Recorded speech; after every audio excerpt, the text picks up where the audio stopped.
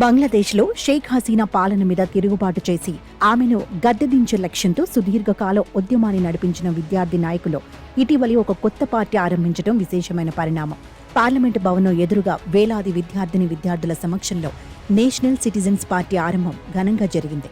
ప్రభుత్వ ఉద్యోగాల్లో కోటాలకు వ్యతిరేకంగా ఆరంభమైన ఒక ఉద్యమం అనంతర కాలంలో కొత్త శక్తుల ప్రవేశంతో హసీనా వ్యతిరేక ఉద్యమంగా రూపాంతరం చెంది అంతిమంగా ఆమె స్వదేశాన్ని వీడి భారత్ చేరింది. ఎన్సీపీ ఏర్పాటు ఎంత సునాయాసంగా ఏమీ సాధ్యపడలేదని జమాతే ఇస్లామీ విద్యార్థి సంఘానికి చెందిన ఇద్దరు నాయకులకు చోటిచ్చే విషయంలో వివాదం రేగి తిరుగుబాట్లు సర్దుబాట్లతో ప్రస్తుతానికి సద్దుమణిగిందని అంటారు. రాబోయే కాలంలో విద్యార్థి నాయకులంతా ఒక్కటిగా పటిష్టంగా పార్టీని ముందుకు తీసుకుపోగలరా అన్నది అటుంచితే బంగ్లాదేశ్ రాజకీయాలను దశాబ్దాలుగా గుప్పిట్లో పెట్టుకున్న రెండు వంశాలకు ఈ కొత్త పార్టీ సవాలు విసిరే సూచనలైతే ఉన్నాయి. బంగ్లాదేశ్ పితామహుడు షేక్ ముజిబుర్ రెహమాన్ కుమార్తె హసీనా నాయకత్వంలోని అవామీ లీగ్ ఒకవైపు, సైనిక పాలకుడు జియాపూర్ రెహమాన్ కుమార్తె ఖలీదాజియా నేతృత్వంలోని బంగ్లాదేశ్ నేషనలిస్ట్ పార్టీ మరోవైపు ఉంటూ పరస్పర ఘర్షణలతో దేశాన్ని ఒక యుద్ధ క్షేత్రంలాగా మార్చేశారు. వారి వైరానికి వందలాది మంది బలైనారని తెలిసిందే. ఎవరు అధికారంలో ఉన్నా ఎదుటిపక్షం నాయకులను జైళ్లలో పెట్టడానికి, కార్యకర్తల ప్రాణాలు తీయడానికి వెనకాడేవారు కాదు. ఈ ఇరువురి అనంతరం దేశాన్ని ఏలడానికి వారసులు ఇప్పటికే సిద్ధంగా ఉన్నారు. హసీనాను దేశం నుంచి తరిమేసి ఖలీదా జియాను జైలు నుంచి బయటకు తేవడం ఇటీవలి పరిణామం. ఖలీదా కుమారుడు బీఎస్పీ నాయకత్వ హోదాలో ఉంటూ ఇంతకాలము వెనక పట్టుపట్టిన పార్టీని ఉద్ధరించే పనిలో ఉన్నారు. ఈ నేపథ్యంలో విద్యార్థులంతా ఒక కొత్త పార్టీ పెట్టడం రెండు ప్రధాన పార్టీలకు పెద్ద సమస్యే.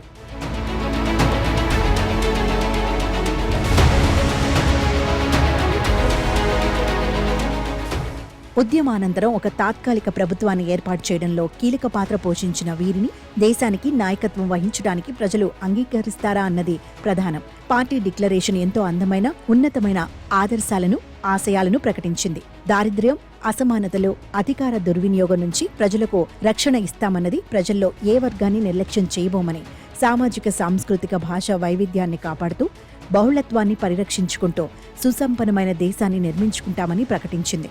నాయకత్వ స్థానాల్లో మహిళలు, దళితులకు ప్రాతినిధ్యం దక్కడం, కోటా వ్యతిరేక ఉద్యమంలో కనిపించిన అన్ని వర్గాలకు ఇప్పుడు చోటు ఉంటూ పార్టీ నాయకత్వం వైవిధ్యభరితంగా ఉండటం మెచ్చదగింది. ఇక భారత్ అనుకూల, పాకిస్తాన్ అనుకూల రాజకీయాలకు తమ దేశంలో చోటు లేదని ఎన్సీపీ కన్వీనర్ చేసిన ప్రకటన ఆచరణ సాధ్యమైనదేనా అన్నది ప్రశ్న. దేశ ప్రజల శ్రేయస్సును దృష్టిలో పెట్టుకుని నవీన వ్యవస్థల విధానాల నిర్మాణం జరుగుతుందని ఆయన అన్నారు. ఇది అవామీ లీగ్, బీఎస్పీల కంటే జమాత్ను దృష్టిలో పెట్టుకుని చేసిన వ్యాఖ్య అని విశ్లేషకుల అభిప్రాయం.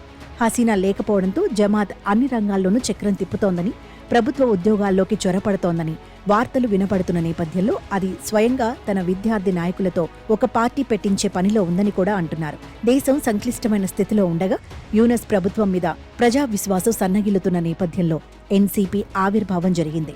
ఇప్పటి వరకు ఈ విద్యార్థి నాయకులకు మంచి పేరే ఉన్నందున అవినీతి రహిత, స్వచ్ఛ రాజకీయాలకు కట్టుబడి ఉంటామన్న వారి హామీని ప్రజలు విశ్వసించవచ్చు. పార్టీ ర్యాలీలో ఖురాన్, భగవద్గీత పఠనం, బహుళత్వానికి, లౌకికవాదానికి కట్టుబడి ఉంటామన్న హామీకి రుజువు కావచ్చు. సిద్ధాంతాలకు మతవాద జమాత్, మితవాద బీఎన్సీల విలువలు, సిద్ధాంతాలకు దూరంగా భిన్నంగా నడవాలనుకుంటున్న ఈ పార్టీని బంగ్లాదేశ్ ప్రజలు ఎంత ఆదరిస్తారో చూడాలి.